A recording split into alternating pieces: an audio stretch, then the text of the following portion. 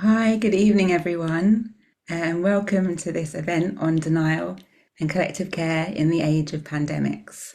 And this launches our new report here at Healing Justice London, Breathing Spaces, Crisis, Denial and Collective Care in the Age of Pandemics. I'm Stephanie Davis, Health Justice Researcher at HJL and author of the research. Tonight is the culmination of around 18 months of working on this project, and I'm really thrilled to be sharing it with you all. And before I continue, I want to introduce Sophie Allen and Jackie Beckford, the BSL interpreters for today, and note we have the option for closed captions on. And additionally, we will have a 10-minute break on the hour at 7 p.m. Before we start the roundtable, I want to very briefly talk about the research, which is now available on our website. Very lucky to have some incredible organisers here with us tonight, who I'm very grateful to call comrades. They're working in a range of areas, including climate crisis, disability, mental health, queer and trans organising, and all of them include COVID consciousness or safety within their work. I want to say thank you to you, the audience, for showing up tonight, for your curiosity, and ask how we might stay with any discomfort that might come up as we talk about our movements, denial, polycrisis, the ongoing COVID-19 pandemic, and collective care. We have our community principles on the slide, and a few I'd like to discuss for tonight are one around comfort and transformation.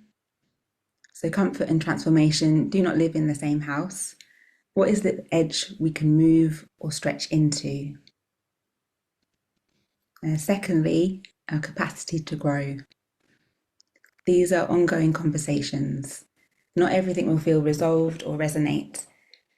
We commit to growing and creating spaces to do so with curiosity and creativity. And I would add that the requirement here is not that we agree on everything, but how we might move toward each other and listen even when it's uncomfortable. And lastly, lived experience and trauma. These are not just conversations, they're visceral, tangible, material. It impacts us on many levels. So please do listen to your body and what your body needs. Opt in and opt out. Take time to hydrate and rest where possible. The research report is an attempt to reckon with the pandemic and its ongoingness, noting the ways in which right-wing and centrist politics have shaped the narrative of the pandemic as having ended and something to be turned away from and denied.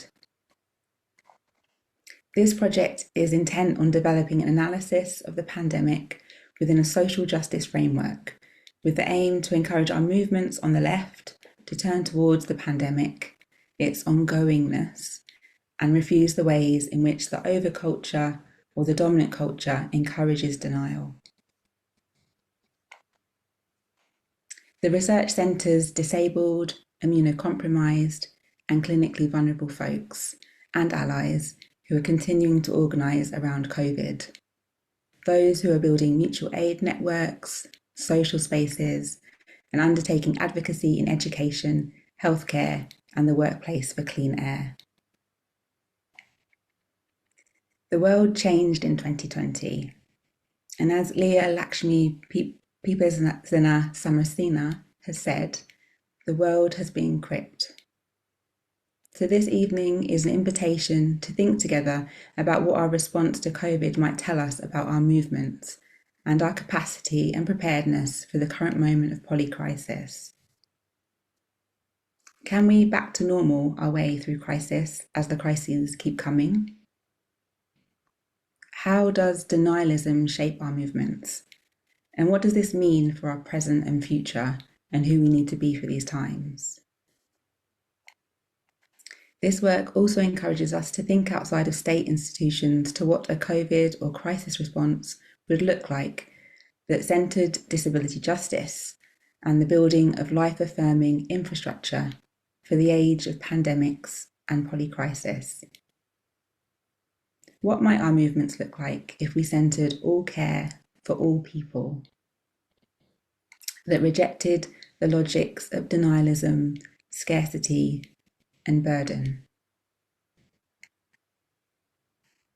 Now, I'd really like to introduce our panel before we start the roundtable conversation. So tonight we have with us, I'm very lucky to have with us, Selina Nrulu.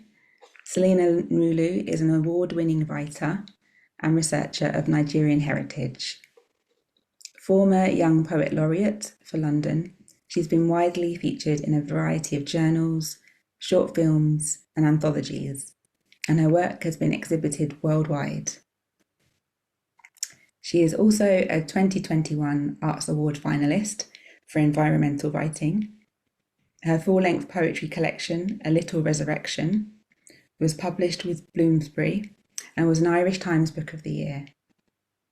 A poem from the collection was also highly commended for the 2023 Forward Prizes. Her debut essay collection, Black Climates, is an exploration of blackness and climate justice and was published by Vintage in August 2025. She is also a leader in the civic sector, working as a strategic advisor across social and climate justice groups and organisations in the consultancy capacity. We also have with us Chloe Cheeseman. Chloe is a community organiser and works as a digital project manager in the non-profit sector. In 2024, she co-founded Breathe Easy Sheffield, which improves accessibility at indoor events by reducing illness transmission risks. Breathe Easy runs COVID-safer meetups, loans air purifiers, and advises event organisers on COVID safety. Chloe has taken part in progressive activism and organising for 2 decades, including experience in refugee solidarity, domestic violence campaigns, party politics, protecting green spaces, and protester rights. We also have Hazel Sealeaf. Hazel Sealeaf is an artist, researcher, and producer from Birmingham. Hazel has spent 12 years supporting community and creative organisations. She has facilitated dozens of workshops and events, built websites, secured grants, evaluated programmes, and designed finance and HR systems for growing teams. Her current work is about supporting queer and disabled people to thrive. Hazel wants to collaborate with aligned organisers, artists, and communities to understand the threats we face, the resources we have, and how to test alternatives to the systems that harm us. She has produced the Disability Justice Labs with Maya, researched learning disability leadership with Spectra, and held spaces for queer memory, grief, and conflict through Softly Spoken. Hazel's practice is informed by disability justice, healing justice, anti-colonialism, and critical whiteness. And last but definitely not least, we have Blessing Dada. Blessing from Dublin, Ireland, is a multiple award-winning Black Irish mental health activist, speaker, and blogger who's passionate on various social justice issues, especially on a focus of intersectionality within the mental health spaces and shaped by liberatory care, transformative justice, harm reduction, and anti-capitalist frameworks. Accompanied with her own lived experiences with all things, being multiply disabled, chronically ill and neurodivergent and mad, they shared perspectives uncommonly heard for Black and other ethnic minority and further marginalised communities in Ireland. Being involved with numerous community groups, she can be found participating in mutual aid work, peer support, and youth work, and writing to spread awareness through empathy and education.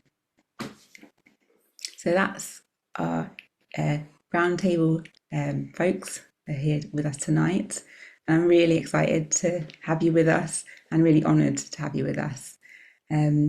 And before we start the roundtable, just something to note for our audience members, please feel free to pop questions into the Q&A function and we'll be able to discuss those in the second half. So folks on the roundtable, to our panellists, I'd love to start by asking you, What is the story of your organising work and how is COVID a part of that?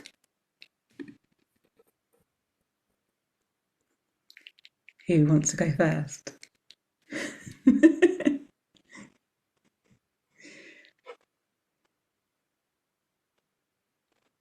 You're super shy. Yeah.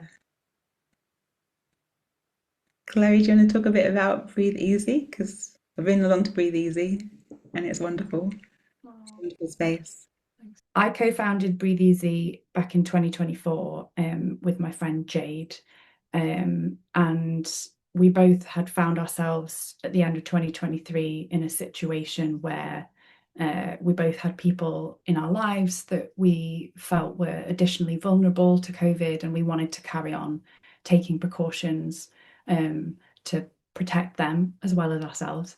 Um, but it felt like everyone else had decided to throw caution to the wind at that time, very much encouraged by obviously our government and business leaders. And so we felt like we were very isolated from the community spaces that we would normally hang out in and organize in. And we thought, well, we can't be the only ones in this situation. So shall we try and find others? So we hosted a very small launch event at a local queer feminist bookshop, Juno Books, which was amazing. Um, and through that, found a bunch of other people who are amazing, like yourself, Stephanie, um, and smart, driven, empathetic, community spirited people who are currently completely isolated and excluded from most public spaces because they identify a need to continue to protect themselves from COVID and other airborne illnesses. So we ran this event series with COVID precautions in place in Sheffield for them, but also because we wanted to prove to other event organizers that it's possible to host events like, we've done all kinds of things. We've had a masked gig, we had a life drawing class, we've had a Christmas party, um, crafting events, it's possible, cinema screening. It's possible to do these kind of events um, with precautions in place to make them safer and make them inclusive to people who otherwise would not be able to take part. So it was kind of proof of concept. And following on from that, we spent a lot of time on making a guide to COVID safer events for organisers that was very robustly researched. And we make it available on our website and started talking to other local organisers about what they might be able to do. And it was a slow start, but we also, in parallel, launched, very much inspired by Clean Air Club in Chicago, a lending library of air purifiers. So we offer out air purifiers for free to any event organisers, really. Um, and through that work, we've had interest from a whole range of different movement organisers, mostly people, from Right to Roam to people organising Drag King Cabaret, anti-raids folks, people who just want to make their events a little bit safer and more inclusive. And that's felt really, really good. So we have, a big community of people now that we're connected with, mostly in Sheffield, but also across the country, who chat online and host online events for those people who are, too sick, unfortunately, to join us in person. But we're really, really focused on showing how it's possible for others to make their events safer. And we feel really passionately about it. That's wonderful. Thank you so much, Chloe. Yeah, and I've been along to Breathe Easy and just, yeah, it's incredible the community you've built and how that can be done. Yeah. Appreciate you. Thanks, Stephanie. Who would like to intro next to share about their work? Yeah, Selena, great. Sorry, I didn't quite mean to be so like, I'll go. I'll go. So yeah, I'm Selena. I'd say COVID has been the impetus of a lot of different strands of work. So I am founder and director of ETCHI, a strategic consultancy firm that helps organizations, movements, groups evolve through complex change. As a writer and a poet, I published Black Climates last year, in which I talk about race and climate breakdown in the context of polycrisis. And in it, I'm really explicit about COVID and its current and future implications.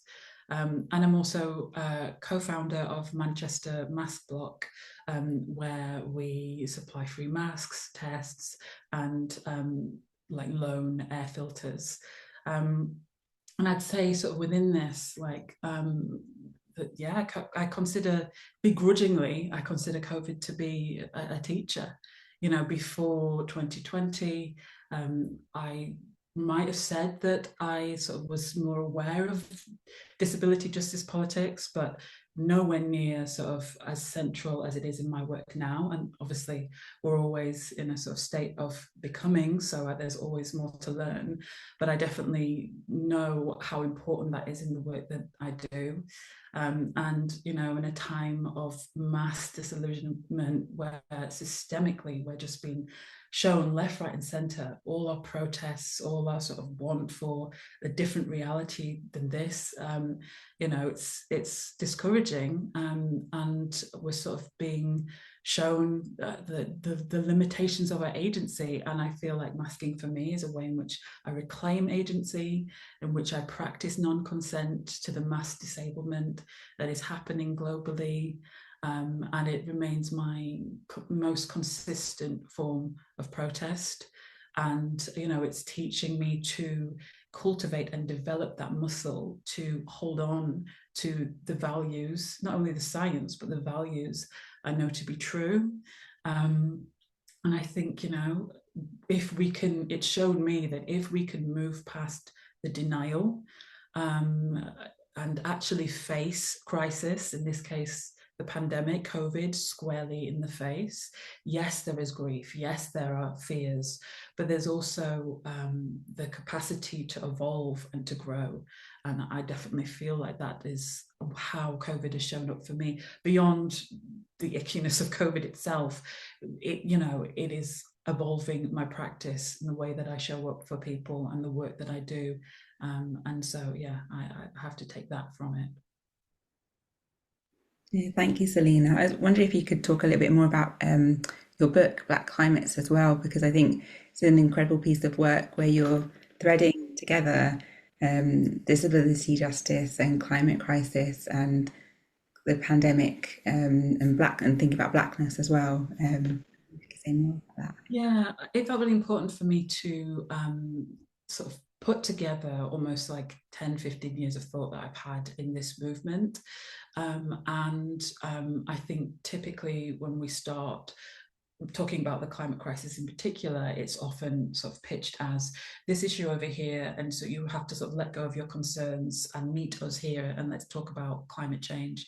And I wanted to start with a book that centers the concerns and experiences of the marginalized, of Black communities. I specifically talk about the Black diaspora as well, because we're often communities that straddle different cultures, that are often sort of in conflict with one another, at least historically, and to think about that. And so disability was very important in this because, you know, Black people are some of the most, you know, some of the first in line for society's violence.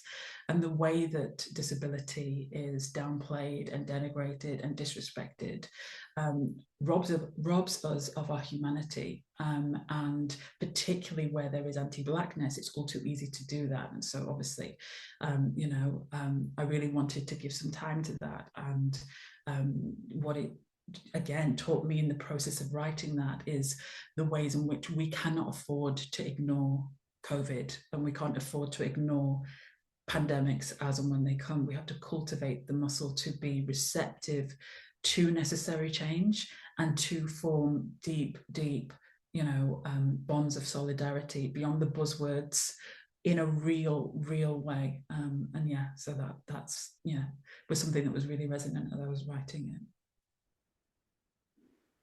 Thank you so much, Selena.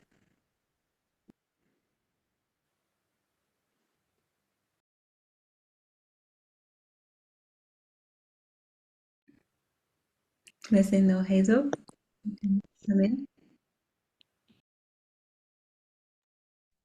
I could hop in. My name is Blessing, and thank you so much for having me here. I'm trying not to get too emotional because I'm just so privileged to be amongst people who care about this conversation just the same way as I do.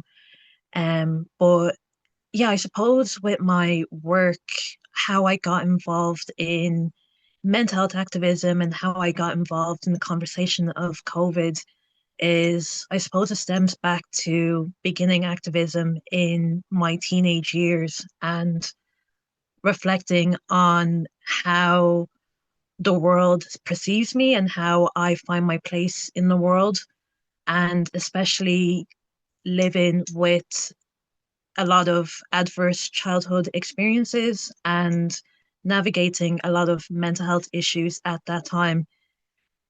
That was kind of the catalyst of what spurred me into mental health activism. And I suppose, especially with mainstream mental health awareness, often being told it's okay not to be okay, reach out for help. But then it got me questioning, what does help look like when it is not short term and when it's not palatable to the masses and when it's not palatable to capitalism. And I suppose, especially, with the conversation of disability justice, it just wasn't represented in the mental health conversation. And it did a lot of more harm than good when I was trying to seek for help. And so that was what kind of got me into that space. But yeah, my work is about, representing conversations and topics that are not often highlighted, that are seen as too difficult to unpack. And, even if it just helps one person to be seen and to be heard and to feel some support in any of the topics that I raise awareness of, especially intersectionality, that is I suppose, the ultimate goal for me, in knowing that I know what that loneliness is like in that conversation. So I suppose, kind of going into the conversation of COVID, and how that impacted people's mental health and especially experiencing disability in that, which is what I would kind of talk about later on in the report. Um, I suppose the organising began from there because I didn't see anyone talking about it publicly in Ireland. And we do have, fortunately, a mask block and Long COVID Awareness Ireland and Clean Air Ireland, who are forming different strategies of raising awareness to the public.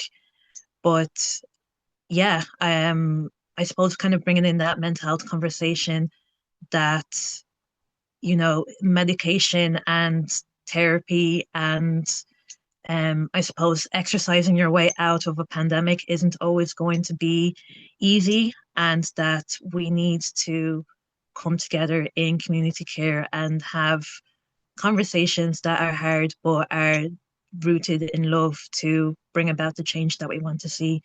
And yeah, and that's why I'm here. And again, grateful for it because it can be very lonely. but I'm excited to hear everyone else's work and collect books and learn more. Thank you so much, Blessing. It really resonates with me, the wanting to look at things that other people tend to turn away from and wanting to stay with that. And when I was writing the report, I've been thinking about it for me personally as like an autistic methodology of mine is to stay with the trouble. I'm always wanting to stay with the trouble, and like, yeah, the things that people don't want to look at, I stay with. Yeah, and I think it's really important that there are folks who do that work, like you. Yeah. Hazel, did you want to come in? I did, thank you. I'm going to briefly apologise to the BSL interpreters because I sent them an introduction that has now changed. So I apologise. I will come back to my scripted intro. Um, yeah, so I wanted to say my work focuses on queerness and disability. Um, and I think I want to add a little bit about how I came to that originally as well. So I think I kind of gained a political understanding of disability initially through being a carer, which happened at about the same time that I was also beginning to experience ill health as well.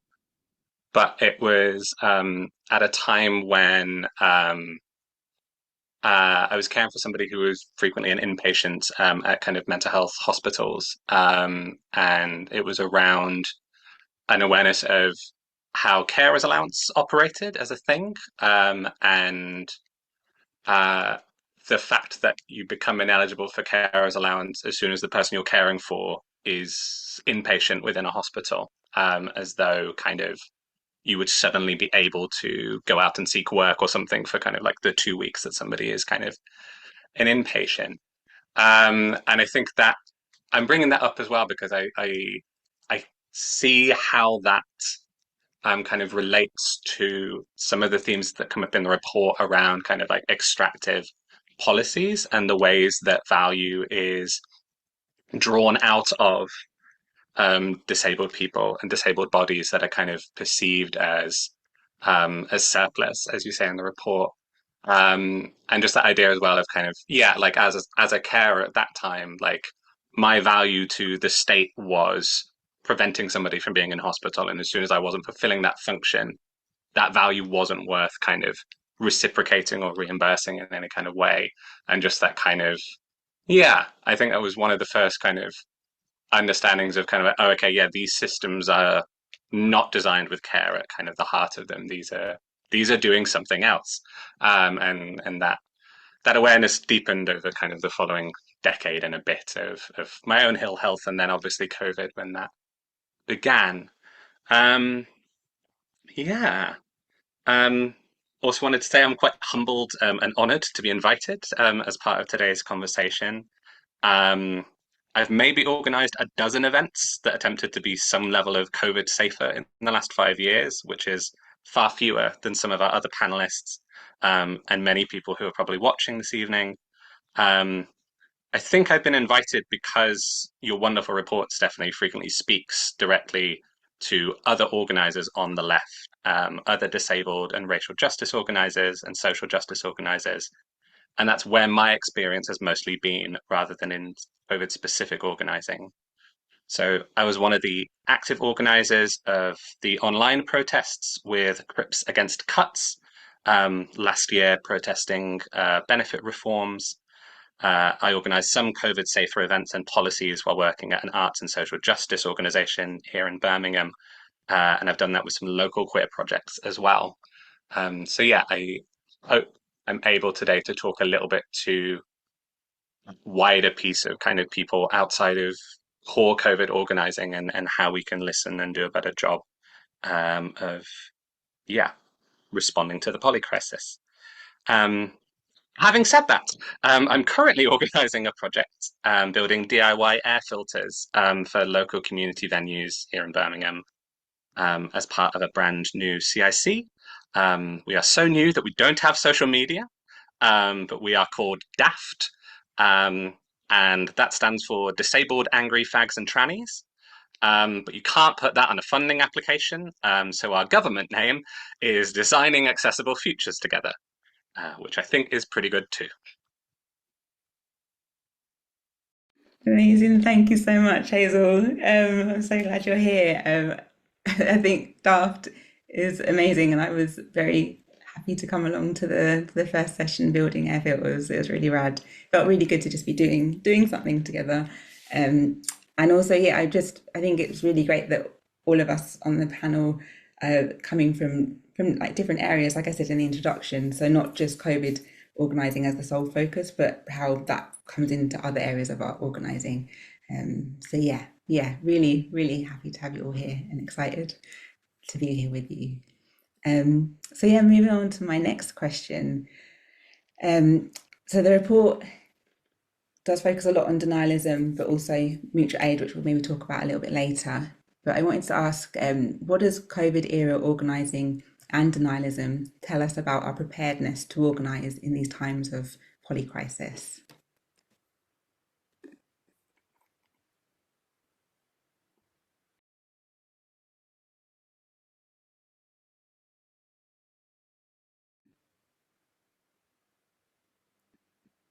I suppose the capacity of our movements as well, more broadly, right, is what I'm asking about.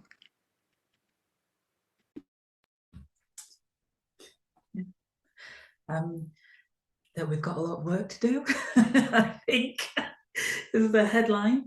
I think something I write about in Black Climates a lot is that COVID is a mirror, and it says a lot. I mean, I think if we can look at it squarely in the face, we can learn a lot, particularly about our relationship to crisis, our readiness for catastrophe, and not just when, there is the sort of collective mainstream consensus, but when it is difficult, when, nobody's looking, our solidarities, our staying power, our ability to see past government messaging. And, how would we even know to recognize another pandemic when many of us are not paying attention to this one? I mean, I'm seeing little bits here and there about, how do we become pandemic ready, or, for the next pandemic. I'm like, my brother in Christ, you're missing the first one, not this one, but this one, right? So like, I think I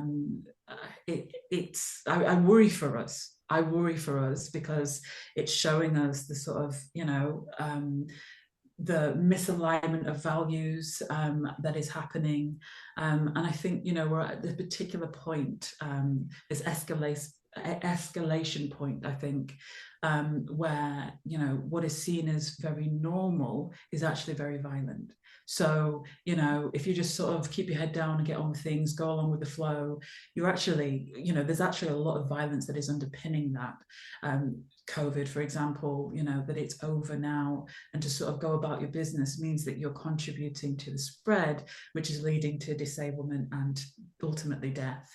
Any number of things that we rely on or we buy from certain companies that are investing in, all kinds of, nefarious, areas that harm us as a collective, how we act is so consequential.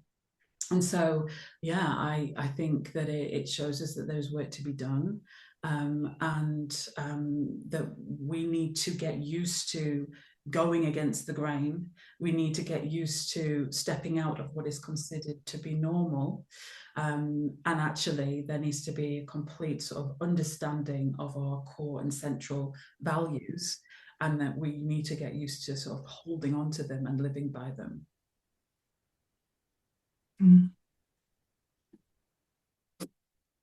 I loved what Selena said about COVID being a mirror to everything that we are experiencing at the moment, because I think when people hear disability, it's one of them things where it's kind of like, oh, it's not going to happen to me, or it's kind of this idea that it's a subgroup of people, community, and it's nothing to do with me.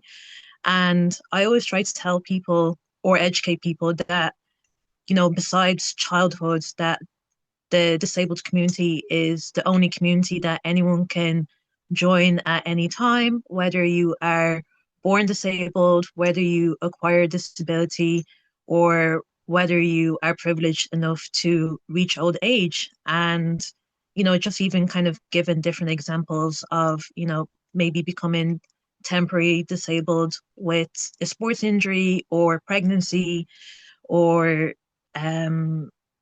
acquiring a disability with brain fog from COVID, and just even how COVID is a catalyst to so many different things that has just not normal ever in our society. And yeah, I suppose even just kind of the preparedness of our responses. One example I can give is when the Irish government wanted to bring in the Green Paper proposal in September of 2023. So this was about the disability payments that we have in Ireland. And a lot of people's responses to that, there was kind of like a lot of panic and there was a lot of uncertainty. But for me, I think I saw kind of that like pattern recognition that the first vulnerable community that's going to be targeted by the government is the disabled community. And I suppose kind of seeing the rise in disability from 2020 to 2023 and even to now, um, I knew the government was going to kind of have the mentality of, oh, there is too many people becoming disabled at such a high rate in a short space of time. And we're going to create a three-tier system of, who is most disabled, who is least disabled, and who is just about disabled and needs to kind of go back to work.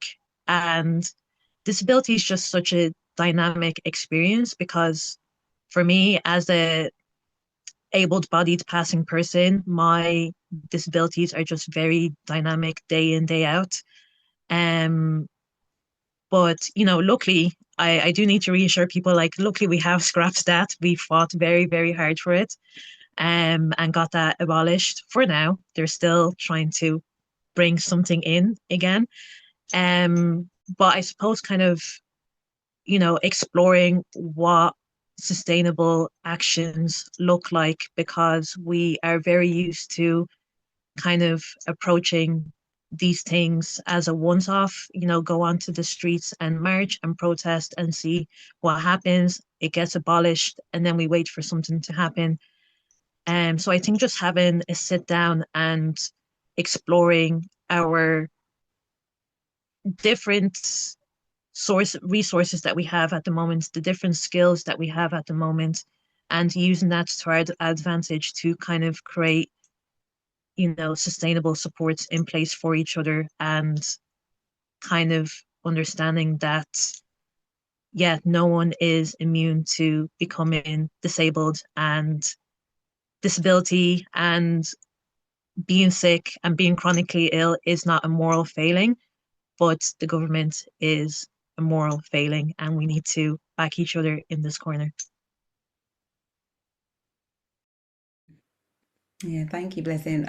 In the report, I talk about denial, and like I think there's there's a denial of the like inherent vulnerability of all of our body minds, all of our like fleshy like finiteness, and just how disability is a part of our lived experience. And so I think in this report, like I really wanted to centre the experiences of disabled and immunocompromised and clinically vulnerable folks who are trying to imagine otherwise, who are trying to do the work of building a disabled future. So yeah, I think, and we have a lot to learn from folks doing this work in terms of climate crisis, how we respond to climate crisis and the pandemic and the other crises that are coming. Yeah, just wanted to add that.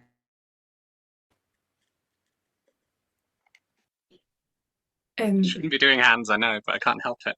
Oh, go on. Yeah, I think uh, I wanted to bring up, just look at your notes, Hazel. Don't try and memorize things. Yeah, I wrote down vulnerability to disinformation.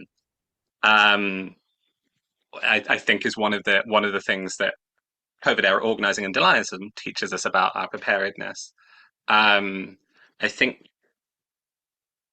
one of the terms, Stephanie, that gets used in your report is the liberal fatalism, which I'm endlessly fascinated with and want to talk to you about for hours. But that sense of resignedness, of kind of it's just fate that this is going to happen, which I think resonates with a lot of people.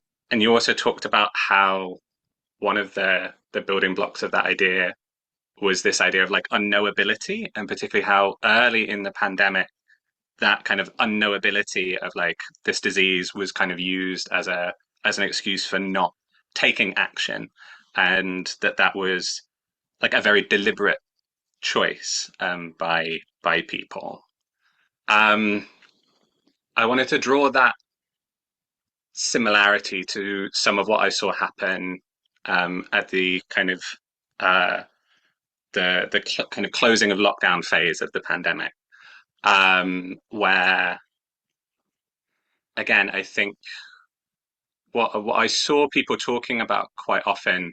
I did a very tiny Instagram poll of basically all of my friends to say, why have you stopped masking? I think there was a lot of people who were talking about essentially having a little bit of guilt and shame about the fact that they'd stopped masking, but there were just these small uncertainties and bits of disinformation around kind of like, well, I think one-way masking isn't effective, so I stopped carrying them, so I broke the habit, and it was a lot of these kind of um, really small uncertainties that I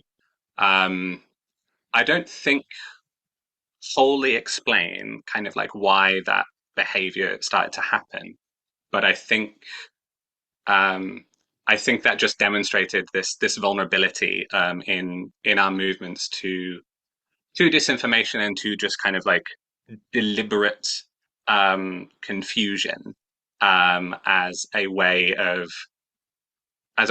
like slowing down our solidarity. And like as soon as that solidarity started to slow down, it felt like it just fell off a cliff because the kind of social pressure flipped the other way. And yeah, I think that's something I think quite clearly that's come through for me. And I know later on we're talking about kind of what we might need from people, but I also wanted to kind of echo, I think some of what Selena was talking about are kind of like our core values and our core beliefs and needing to stick to them is, uh, yeah, I think we're less susceptible to confusion a closer part, if it's a closer idea to us from the start. If if we commit to it being a core value that we're not going to treat people as disposable, then we're going to be less vulnerable to that uncertainty when it gets manufactured for us in our communities. Um, yeah, yeah, I'll do for now. I have different notes for later. Hazel, that's made me think about what you're saying about vulnerability to misinformation. I think one of the things that has been so hard is that the misinformation isn't coming from far right streamers. It's coming from the NHS. You mention in your report, Stephanie, you quote someone, my doctor doesn't mask. It's very understandable for other people who've not done all the research that we have and read all the papers about how COVID transmits and why it's still important to take precautions, to think, well, if my doctor's not bothered, why should I be bothered? So that, it's not these are, I know that faith in our health services and governments have declined, but the NHS is still a very trusted institution, right? For most people, it's where, you Google, you look, oh, I've been bit by a squirrel, what should I do? True story. That I would trust the NHS advice. I still do on other things. I probably shouldn't, based on what I know about their advice on COVID versus what I think should be the case. But as you talk about, Stephanie, our movements being seduced into denying COVID. And these are powerful forces that are seducing us. It's really scary to accept that COVID is still a risk, and accept that your National Health Service is not actually doing the best for you. So like that's such, that's trying to argue that public health guidance is wrong is like a big mountain to climb for those of us organising in this space. And there's one thing, Selena, that I really wanted to know your opinion about, because I see denial in this sphere of COVID as quite similar to climate change denial, because like the biggest challenge is that, I guess denying that there's any risk at all. Like, don't worry about it. Like climate change isn't, it's not really happening. Like just denying that there's any risk from COVID at all. And like climate change denial, like that the denial of COVID being a risk is supported by very powerful political and economic factors, right? Like there's a business interest in saying, don't worry about it, get back to work. But there's also a psychological denial, like, it's scary to admit that climate change is here and that we're contributing to it and that it's happening. And it's also scary to accept that COVID is still here and it's still dangerous. I don't know. What do you think? Does it map? Oh, sorry, mouse froze. Yeah, it completely maps. I'm actually trying to write something about it because I feel like the parallels are, really there. And the sort of same mechanisms that are going behind downplaying the climate crisis as we're seeing it unfolding before our eyes, are the same mechanisms that are denying COVID as we're seeing the ramifications of it before our eyes. I think my sort of sense is that many of us are able to, because it is so obvious, thinking about the climate crisis, because it's so obvious, many of us are able to see past that messaging in a way that I don't think has necessarily happened around COVID yet. But it's sort of the same forces, and it's sort of part of the same conversation. If we look at the lobbying and corporate interests that are sort of silently driving the conversations, or sort of pulling the puppet strings, I think you can sort of like trace it back almost to the same source, that the same corporate interests that sort of systemically denied the impact of the fossil fuel industry are the same people. I mean, if we look at the lobbying interests in the US, that then sort of nudged the CDC to take it down to 2 weeks of isolation, to 10, to 5, and now sort of at the individual employer's discretion / nothing at all. And so, we're not operating from, a system that has our best interests at heart, and that is being made obvious to us left, right, and centre. The question is, how do we, fight against that? How do we resist that? And how do we not fall for the propaganda? I mean, I think you're so right, Chloe, it's so pervasive, and it is really hard to make that conversation when public health professionals are saying, I mean, I had a doctor that said to me, oh, you can take off your mask. I find that I can connect better to my patients, with a mask off. And, if you really trust that doctor, okay, then why wouldn't you? And you then have to sort of be the stickler that goes, well, no, I'm not going to take it off. And then, it's tense. So these are the things you have to sort of fight against all the time. Sort of went off there. But yeah, the parallels are there, definitely. And it's sort of part of the same conversation, I think. And if I can make one more point, the parallel for me continues in the sense that the people who are the most at risk from climate crisis and from COVID are people who are already the most marginalized, right? We know that COVID that anyone can be harmed by COVID, but people who are more likely to have far worse health outcomes are, Black, brown, racially minoritized people, queer people, trans people, disabled people, people who are unhoused, experiencing homelessness. Like they're the same groups. Climate change, COVID will hit those who are already being oppressed and marginalized first. But also, if you tackled these crises, you would make life better for everyone. Everyone benefits from not being sick and, dying in a flood. But also it's invisible. Carbon emissions are invisible. COVID transmission is invisible. I don't know. I've been like not enjoying, but like seeing these parallels everywhere. They feel very parallel challenges, and I guess organizing during this pandemic era has really made me see how those challenges are parallel. And sorry, Chloe, am I okay to sort of respond to that as well? Yeah, we've got just 2 more minutes to the break, but yeah. Just like very briefly, all of that, and also that, we also need to, not wait for the government to let us know when the next thing is happening.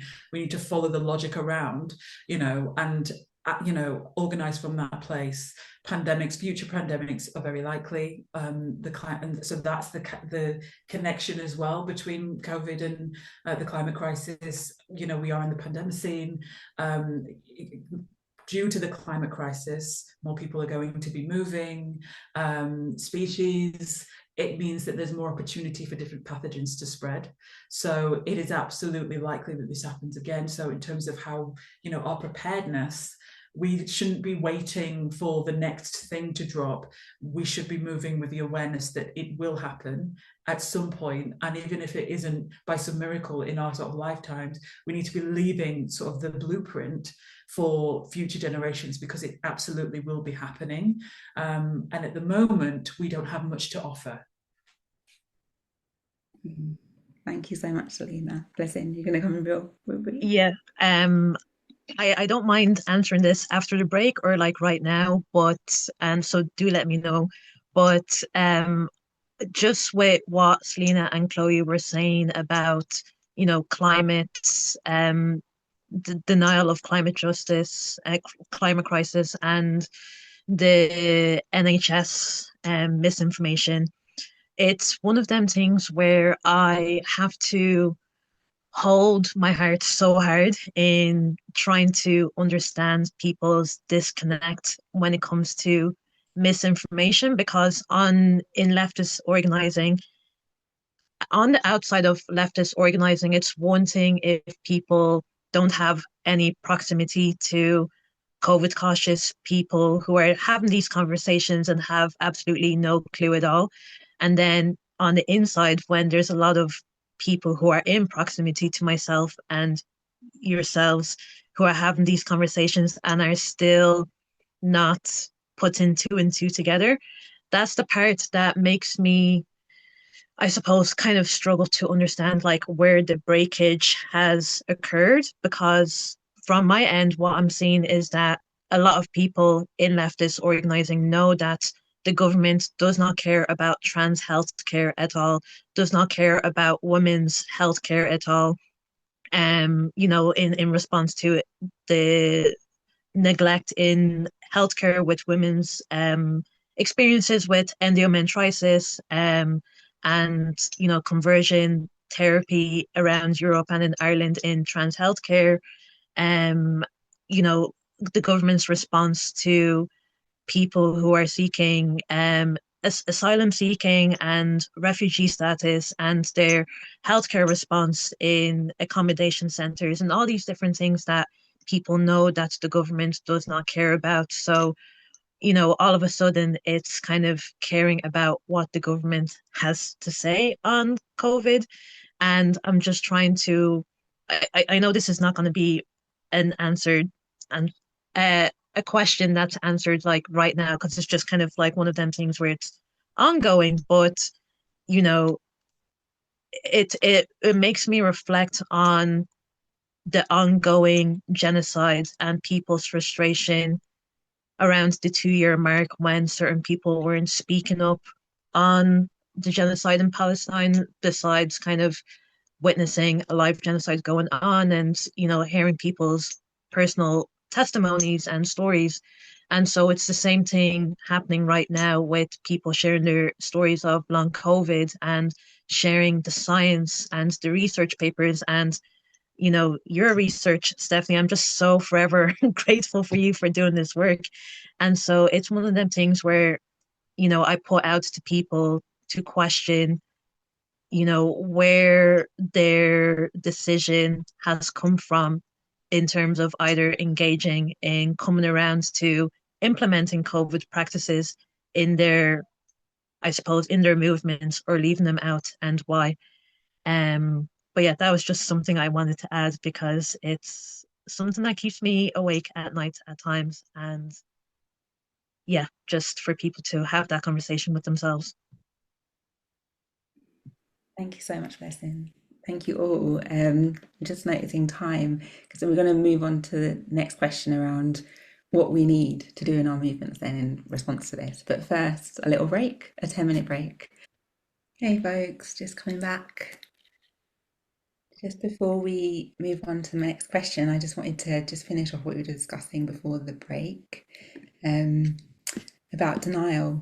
I wrote a piece very recently called Dear Comrade, which is like a letter to the left.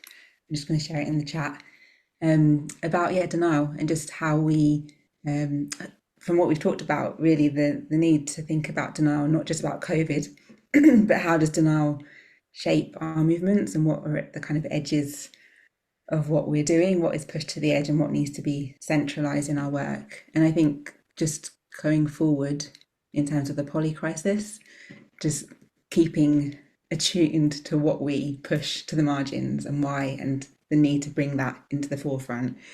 And Beatrice Adler-Bolton from Death Panel podcast talks about what is COVID-19 if not a harbinger of things to come. And I really think seeing how we've responded to COVID really tells us how the state will respond to any other crisis.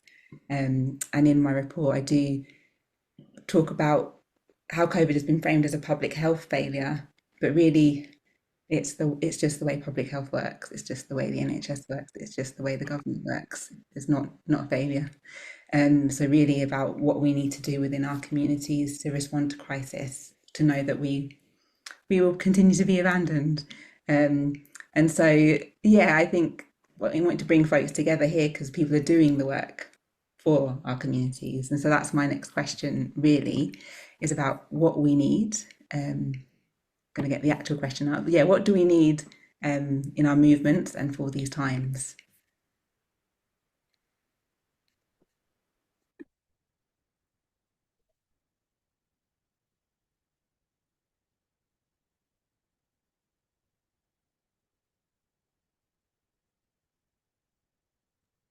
I can go. I just feel like I've been talking a bit. So if anyone else wants to, okay. I think our movements need bravery and deep, deep courage. We need to be able to have difficult conversations. For those of us who have been left to carry the burden of the pandemic, we need to be able to talk to our movement about what has happened, and we need to be able to have very frank and honest conversations about that. We need to know and prove to ourselves that our movements are bigger than any difficult conversations we might need to have. And, I say this because obviously we're thinking about pandemics and COVID, but this also goes for, holding the movement accountable for any transphobia or any lack of sort of class solidarity or anti-blackness and racism, right? So this is moving in all kinds of directions, but particularly speaking to the experience of what it is to still care about COVID in a movement that claims to be, about equity and disability justice and social justice. We need to be able to have that difficult conversation and, to hold people accountable. And, accountability is an act of love, and within conflict, there is a form of intimacy in sort of getting to know one another, drawing those hard boundaries and giving people a chance to learn and evolve. something I'm also trying to write about at the moment is that, society is emotionally modeled after the archetype of the white cis man who is largely emotionally avoidant. And that's sort of the silent standard that we've all had to live under, where, we can't really talk about anything. We certainly can't talk about what is difficult and what is challenging. And if you speak out, that you are sort of pushed to the edges and you are rewarded for your silence. And we absolutely need to be breaking out of that archetype. And I don't know if we can do this work and be avoidant. I think we have to be in the messiness of it. We have to be in the messy conversations that bring people in and hold people accountable. And, when I talk about bravery and courage, I mean, it's also, for people who also care about the pandemic. For as many conversations that I have had about COVID, there are many more that I haven't. There are many more that I've just been like, this is a bit much for me to try and speak to pretty much everyone in my life who claims to be about these values, who now are sort of abandoned thinking about it. It's difficult, but if we were able to sort of have that introspection within our movements, to really sort of go within, because the external world is not going to ask that of you. The external world relies on your cognitive dissonance. So it's really on us to do that introspection and to really talk about what has happened. I think that's how we sort of can move forward honestly.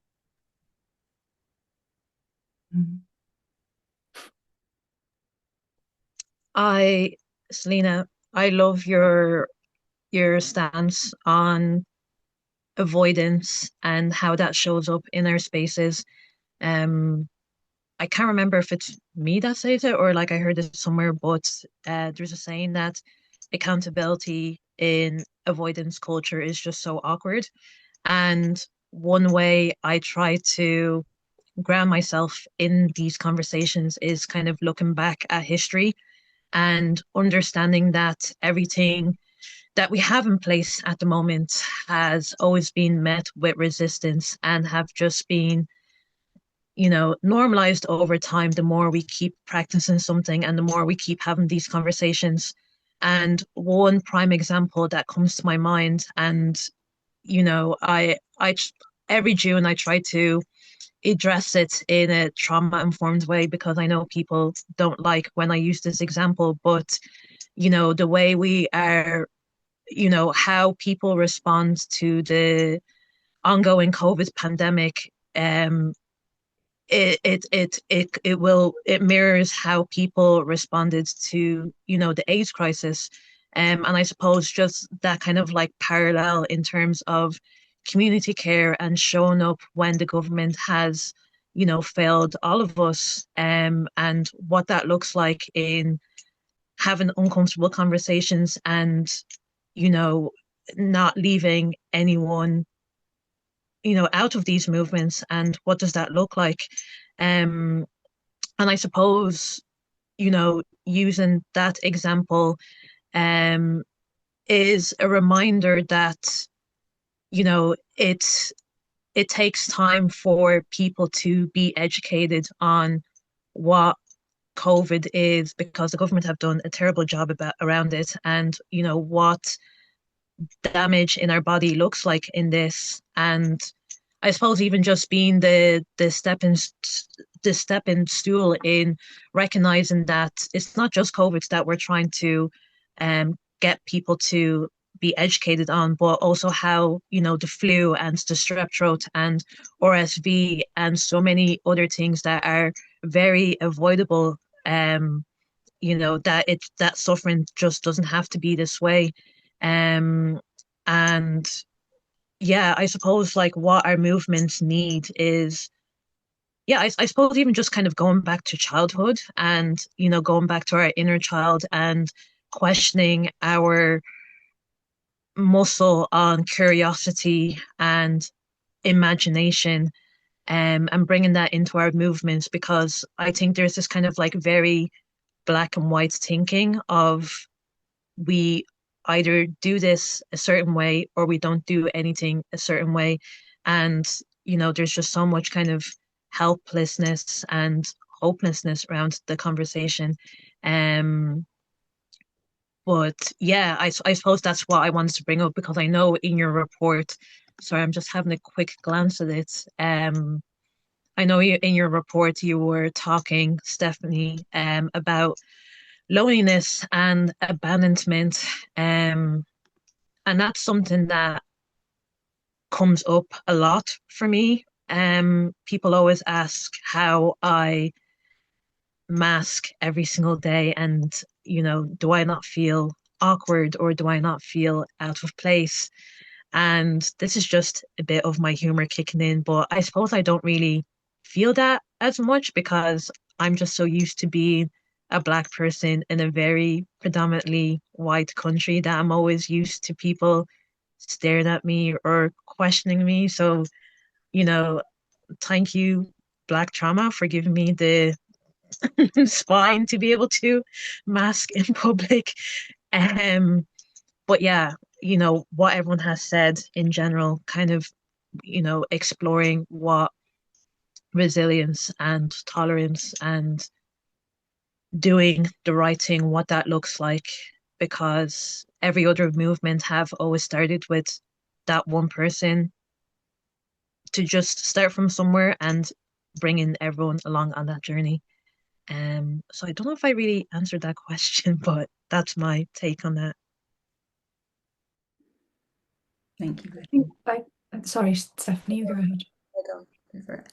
I think that's a really beautiful framing, Leslie, and I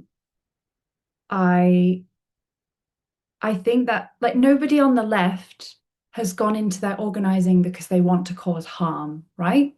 Like everybody is seeking to reduce harm.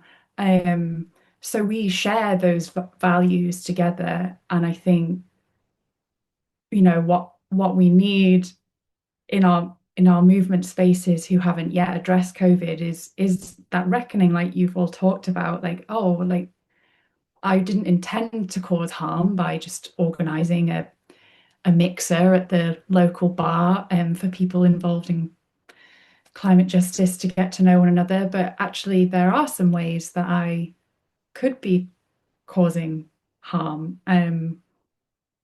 Acknowledging that and taking some steps to start reducing that. I do think that, it's, I know that, yeah,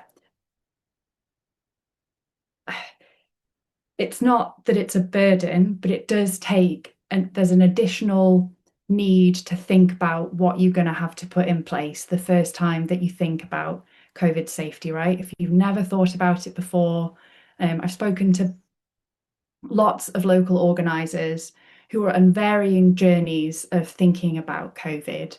And they've all said some variant of, oh God, yeah, we should really be doing more on that. But they're not yet. And I think they just have become overwhelmed when thinking about what to do. So I guess that's why, Breathe Easy's why we made Breathe Easy's guide and why so many other COVID organisers have tried to put together guidance, so it's out there, right, for organisers on the left if they want to start taking simple steps to try and improve COVID safety and safety for all airborne illnesses. Like you said, Blessing, it's not just about COVID. There are lots of, airborne transmissible illnesses that we could reduce the risk of if we clean air, ventilate, purify, use masks. If people can just start to engage with that information that is out there, and take those first steps and start talking about it, I think once you've broken through that boundary, you realize that it doesn't have to be so hard to reduce risk and reduce harm. It just takes that first step to acknowledge, that discomfort of realizing that you've been doing something, with the best intentions, that is causing harm, and that you can do something about it. But it gives me hope. Since we spoke for this research last year, Stephanie, I think I was feeling in a pretty bleak place for a while about the amount of organizations, movements, organizers who, I would normally feel aligned with, who I felt so abandoned by because they they didn't care enough about like wanting people like us in their space, right? Like they didn't care enough that there are people missing. And I'm, not a disabled person. I guess I would be considered lower risk if that's what we want to talk about. But like that, it felt really hard. But more and more people, organisers, are starting to come forward and ask for Breathe Easy Sheffield's help. There's Breathe Easy London now as well who are doing similar stuff. Like it feels like there are more people offering COVID safety advice. There are more and more organisers from different parts of the left starting to put in, I'm noticing like COVID safety elements in their meetup. So it's coming. I'm sure it's coming. We felt like we're pushing a rock up a hill for so long, right? Thank you, Chloe. I'm just noticing time. I just wanted to just get one more question in before we move to the Q&A, because we have quite a lot of questions from audience as well. So what might our crisis responses look like that centred all care for all people? So what should we do? What should our crisis responses look like in the age of polycrisis?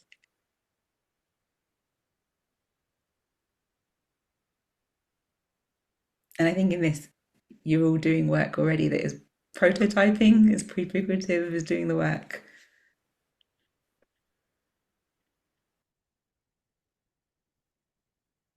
I feel like I've got the momentum because I was speaking, so I'll just speak a bit more and then I'll shut up. But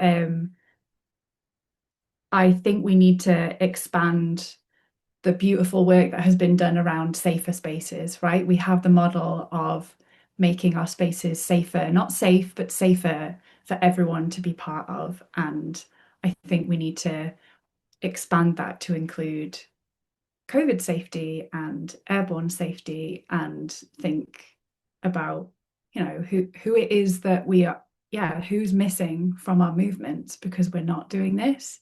Who are we potentially losing from our movements because they're becoming, permanently disabled because of post-viral infections. Like I know so many people who aren't able to organize, and they would be, incredible assets. And I don't want to instrumentalize people. Like everybody is valuable regardless of what capacity they have to contribute to a movement, but movements need to acknowledge that we're actually losing people by not doing this. So let's expand our concept of safety and care to include this, and we will be so much stronger for it. I also wanted to ask Hazel about a bit more about DART and some of the plans that you have around, I suppose, particularly responding to climate change. Talked about kind of cool spaces. I'm so prepared to answer that, but I had a different thought for the last question. How can I Go with answer the that? different thought first. Go with that first if you want. Okay, thank you. Yeah, I was this is slightly bringing in the last conversation as well of kind of like what do we want people to do and need people to do in terms of what our responses look like. I think I was thinking about um, this question of who's missing from our movements that you were talking about, Chloe, as well, and um, the what I think comes up of kind of this idea of like realism that we're really, really heavily borrowing from um, government narratives around COVID as well. Again, in the report, there's a delicious quote.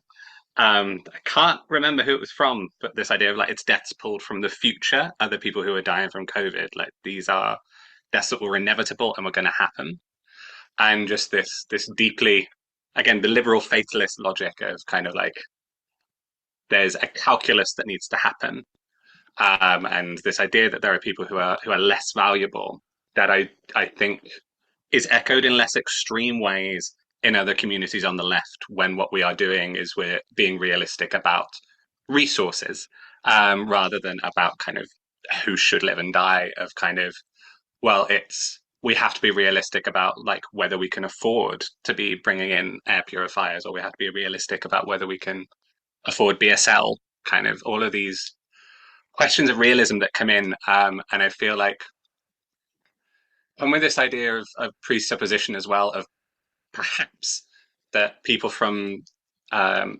communities that are vulnerable to COVID are somehow going to be less valuable, are going to have less to offer, and so it's less worth expending that resources, which is really one of the clearest links I can see of kind of like we're just really not critiquing this shit like on in our movements. And yeah, I think when I'm thinking about what our responses to crisis look like, the Centre All Care for All People, we don't do that. We don't kind of evoke this language of realism. And I think what's really wonderful, Stephanie, about your report as well is how it talks about quite directly the ways that that realism is wrong, like morally, and also wrong factually. Kind of the fact that there is so much wisdom to be gained from disabled organizers and other types of vulnerable organizing, where you talk about being able to sit with discomfort as being quite specifically like a disabled skill and a disabled wisdom born of necessity often in kind of this COVID cautious sphere. Um, but that is like a deeply informative thing. And I think when thinking about what our responses to crisis looks like, I think centering that type of thinking of kind of like what are the knowledges and the wisdom that are held within all of these communities, and how do we maximize the amount of wisdom that we can draw upon for our solutions, rather than our first thought being who can we realistically include. Like it feels very backwards, and it's going to lead to um, worse solutions. Um, is is what I was thinking about. And then you asked about Daft, something about Daft. Yeah, I was asking about the climate crisis and daft and thinking about cool spaces, but also I just wanted to hold what you said. And yeah, in the report was just about thinking about building stronger solidarities between people who have been like defined as like surplus to requirements, right? People who have been abandoned, and solidarity with people who are like the workers, for example, because there is a split. Um, and then also even within people who are defined as other as surplus, like in the UK, there's like a definitely a sort of a separation out of COVID organising from like wider disability organising, whereas in the US there's much more overlap. So thinking about that a lot more about solidarities within people who've been kind of abandoned in different ways by the state, and how much strength there could be in that solidarity, and in terms of responding to crisis, rather than, yeah, everyone against the government rather than split off and divided. Yeah, yeah. But yeah, I was going to ask about Daft, about you thinking about future plans for Daft and particularly responding to climate crisis. Yeah, I can talk a little bit about that. So, um, I think the plan with Daft. I was in a workshop about theory of change the other day. I'm not about to talk about theory of change, I promise. But talking about how like almost what I want Daft to have almost is maybe this theory of readiness, and this idea that we're in this stage of polycrisis, and what I'm hoping Daft becomes is an organization that can respond in less reactive, less delayed ways than the government as these kind of crises kind of come about. Um, and I think part of that is about uh, knowledge and skills, and that being part of what I'm hoping Daft is going to be doing. So our first project is about building air filters. And the choice for it to be building air filters was partially we want people to have some skills in DIY, and wanting to think about, yeah, we um, moving through these polycrises and thinking about um, the lack of skills and technical knowledge is part of how the government gets away with extraction and part of how the medical industrial complex gets away with extraction. We can't fix our wheelchairs, so it costs us $3,000. We can't fix our lifts, so it's out of commission for 4 months. And how that is also going to play out in kind of the ways that the climate crisis shows up as well. We can't heat our homes, so that is going to play out in these ways. I'm attempting for Daft to not be guided particularly by my ideas, but one of the other ideas I had for something I want us to tackle together is this idea of like neighborhood cool spaces, and thinking about what are the ways that we can mobilize locally at street level, at neighborhood level, to think about um, yeah what do we know about how to keep ourselves cool? And again, that feels like an area where disabled people know a lot, because we all have conditions that get worse in the heat and in the cold. And we have all of these kind of tips and tricks that we share in smaller like ways. But what would it look like for there to be like a neighborhood cool box that kind of similar to the grip boxes at the end of the street had like a set of like equipment that helped us stay cool during summer and that type of thing. Is how I want Daft to be thinking about problems in the future, and also trying to be scalable in that. Like, I'm trying to start quite modest with how we think about it, because whoever shows up is whoever we've got, and if there's only 3 of us, maybe like having one neighborhood cool box will be the thing. But if it's bigger in terms of people and scale, then being able to think about, okay, cool, like cities have like emergency drought plans and heat plans. These are things that exist that cities have to have. They have heat officers, they have community safety officers. What would it look like for there to be a disabled-led heat plan or drought safety plan for a city? Is where I want to be. But for now, let's make some little cool boxes and share our tips and tricks, is how I'm thinking about it. I hope that answered your question, Stephanie. I absolutely love that. I think what I love about the Daft idea is like, yeah, us doing it, just doing it and building for our communities, and that getting your hands, doing the thing, getting involved, which I really loved about Daft and building the air filters. So yeah, thank you for that, Hazel. Just noticing time, and we have quite a few questions. So I'm going to see if we can, no, not at all, like try and get through some of them. I So was just going to, if it's okay, I was just also going to briefly add to our responses to sorry, I'm just reading the question again. What might our crisis responses look like that centered all care for all people? Sorry.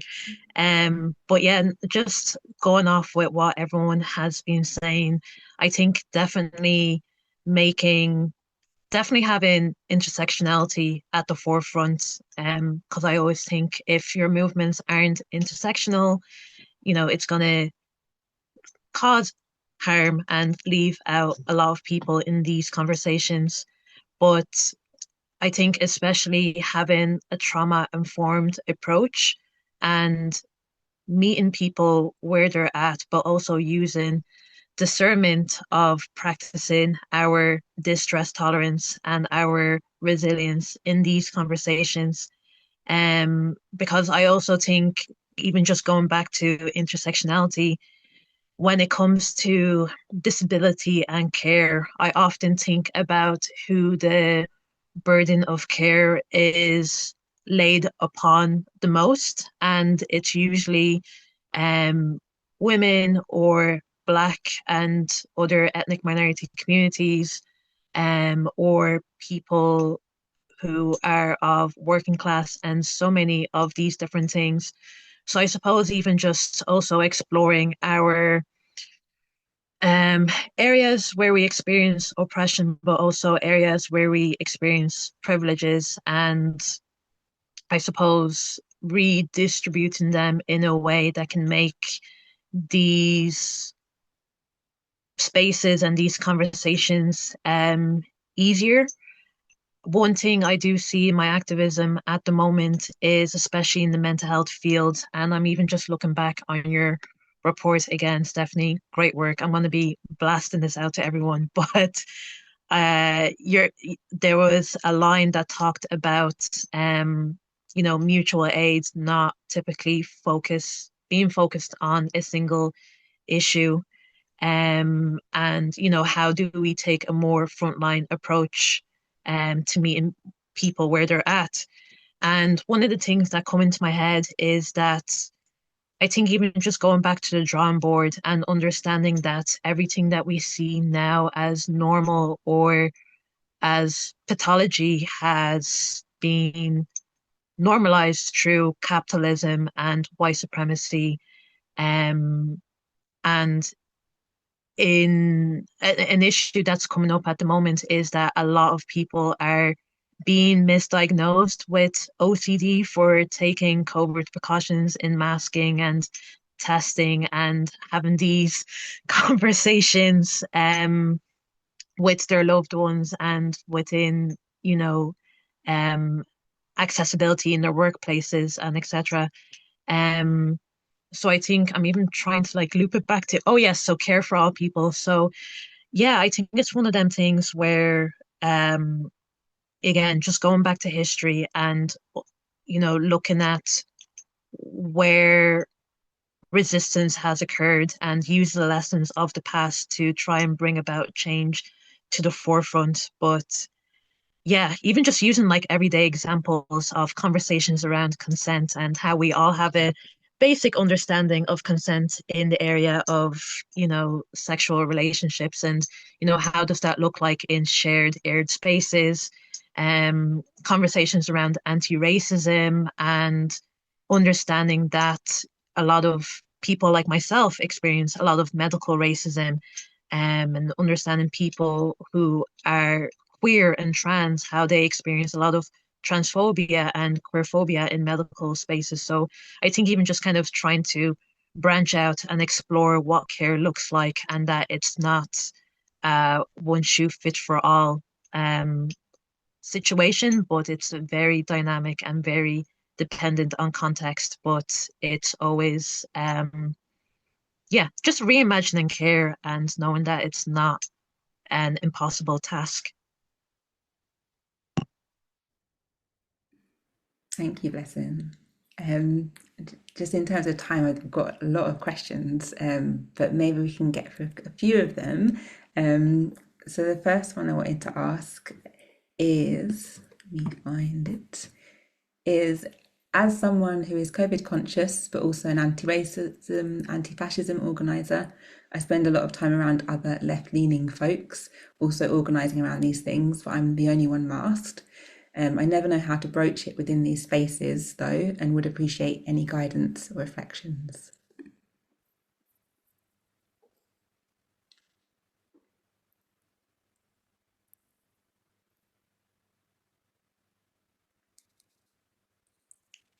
I would say for me, it's like finding allies, finding like folks on this call, working together, and then broaching it within the space you're in. Hazel, were you going to come in there? I was just going to say your Dear Comrade letter has some really wonderful, like quite gentle questions and ways into talking with people about it, I think, which I think is great as a resource. I'm also crap at calling it out in the moment as well, and I'm very much the kind of like I'll message people quietly afterwards. Partially that might also just be I think that's where I do best. Like I think I'm at my most convincing when I'm having one-on-one conversations with people and I can talk through everything I need to at length. So yeah, I think that is just echoing the same point as you, Stephanie, of kind of finding allies or finding potential allies and just making the time to speak to them one on one. And just asking for backup and help raising those questions when there are planning meetings and things like that. Because usually at the point where the event is already happening, it's late and it's the hardest time to talk about it. Like from my little technological blip. Um, Can't hear you very well. Do you want to come a bit can you hear me a bit better now? Yes. Okay. I'd also say that, it depends on those sort of relationships that you have. Like, if they don't mask, would they be prepared to mask for your organizing and your events? If you have any, depending on the nature of your sort of work, are there sort of micro steps that aren't necessarily like 0 to 100, but actually working to implement COVID safer practices little by little? Is that something that could happen? I think sort of modeling and normalizing COVID safer practices is a way of taking people through it. And I think certainly in having experienced and been a part of massed events, when you set that sort of expectation and you don't sort of coddle or pander to, oh, but we can't, actually people are actually quite willing to do it. So there's also something about breaking down that sort of initial sort of apprehension, and maybe focusing on the common events that you have together. Maybe that might help.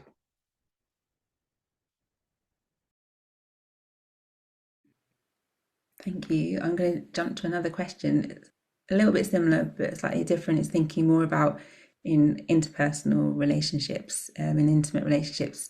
Do you have any advice for bridging the gap or informing friends that do not mask and stopped being aware of COVID many years ago but are interested in learning? How do you begin to communicate so much trauma, interconnectedness, and importance and urgency? Where would you start?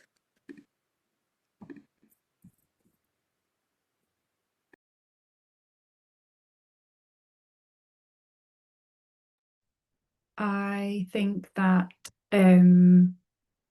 it's really great if they're approaching it from a point of curiosity, because that means that they have invited the conversation. So I guess their defenses are somewhat down, but I always find it easier to talk about why I'm doing something and why I find it important, and just talk from your own experience, right? Like, oh, what I found out was this, and it's really important to me. I think that makes it feel less confrontational to them, like talking from your own like personal perspective. That is how I tend to talk to my curious or sort of supportive but non-actively COVID conscious friends about it. I just talk about what I'm doing and why it's really valuable to me, and the things that I find really hard, and it just sort of gently keeps that conversation going, and lowering one's expectations that one is going to change someone's mind in one conversation, right? Like we all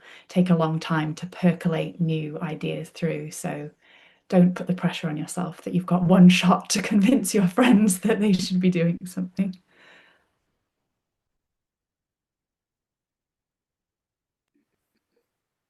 Thank you, Chloe. Another question we have is, when culture lags behind and our actions or messaging aren't landing, what can we do to influence and create culture in ways that move the needle?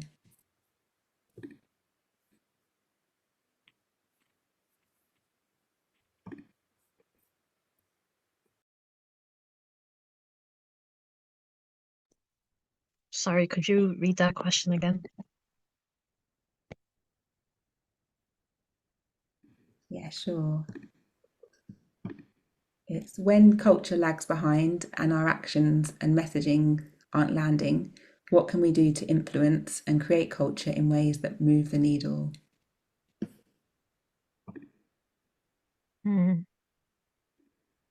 There was actually a different question that I was going to answer, but I'll try answer. I'll try answer this question. I think just being the representation that you want to see and going about your life in that way. And I don't know if I'm answering this question properly, but I know for myself, I I know for myself, that whenever I'm out and about masked, I always try to take a picture or take a video of myself doing everyday things to try and show people that, you can still live your life while you are, grocery shopping or going to work or looking after children or going to a medical appointment.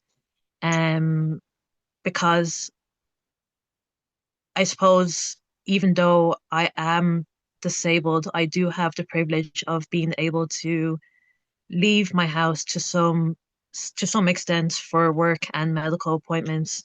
And I think just from like my own privilege, I think the reason why the conversation of masking and COVID is hard to get out there is because they don't see us.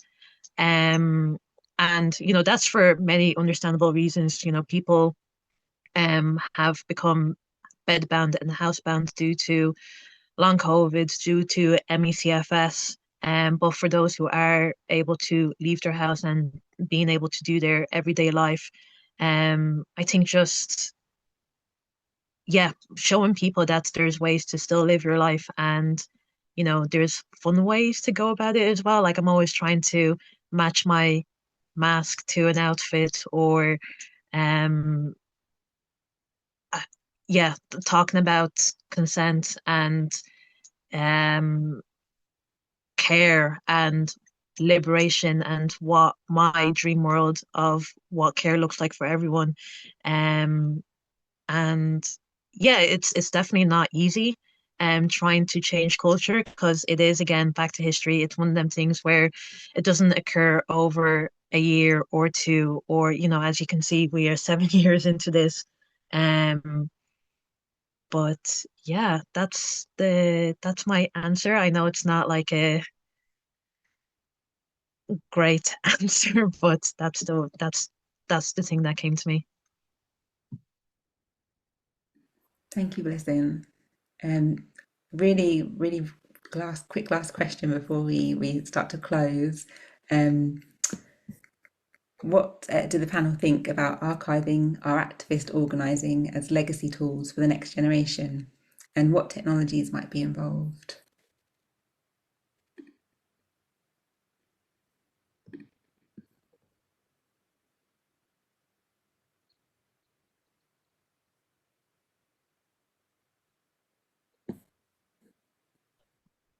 As someone who works in technology and is finding the phrase ethical technology like increasingly an oxymoron, like I try and work in ethical tech, but all of the major tech companies are proving themselves to be horrendous.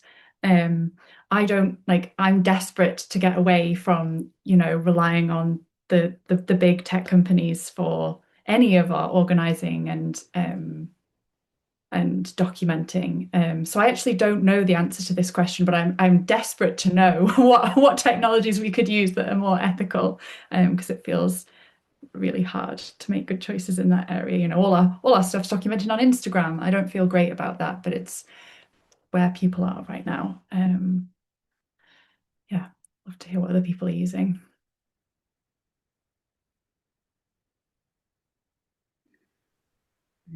Blessing, were you going to come in? Yes, I was going to come in and say if I do have permission to answer one of the questions that came in. I'm just going to pull it up real quick. I think it was, how can we center and practice revolutionary love and disability justice daily to protect disabled people who can't take pandemic precautions, accessibility due to our dynamic disabilities for our collective liberation. Am I okay to answer that? Yeah, I suppose that question um stuck out to me because uh as someone who is mask exempt, and it's hard for people to wrap their head around every time I say that because anytime they see me I am in a mask, but as someone who does have a mask exemption due to um physical disabilities and mental illnesses as well.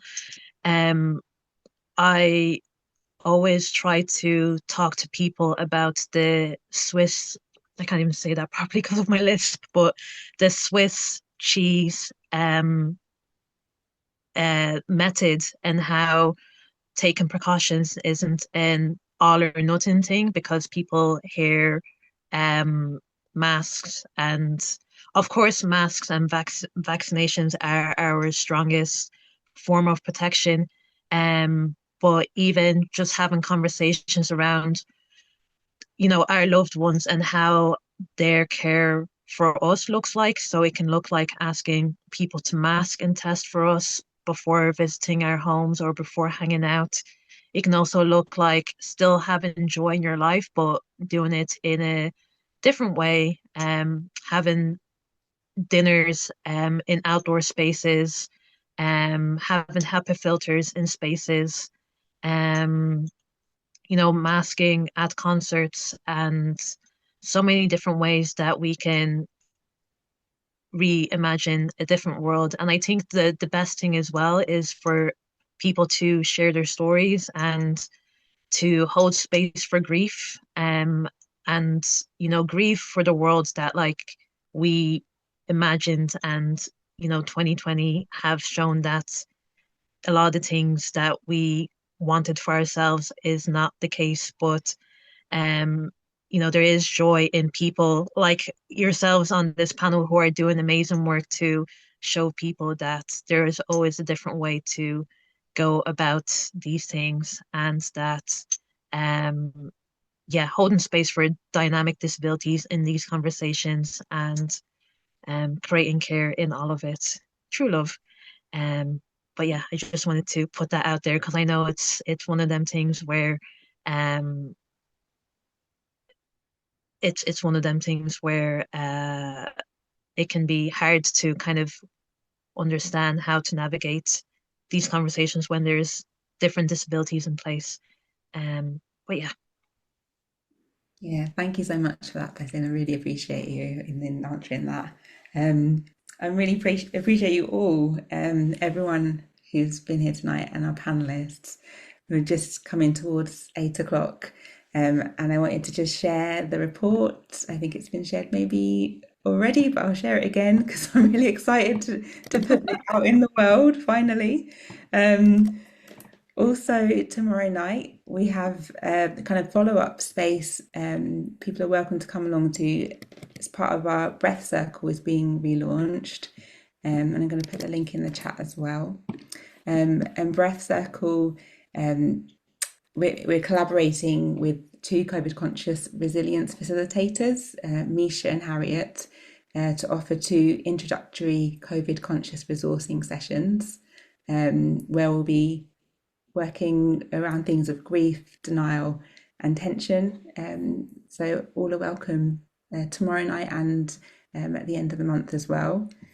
We also have an aftercare menu that I'd just like to share with you before you go on for the rest of your evenings. I'm putting in here.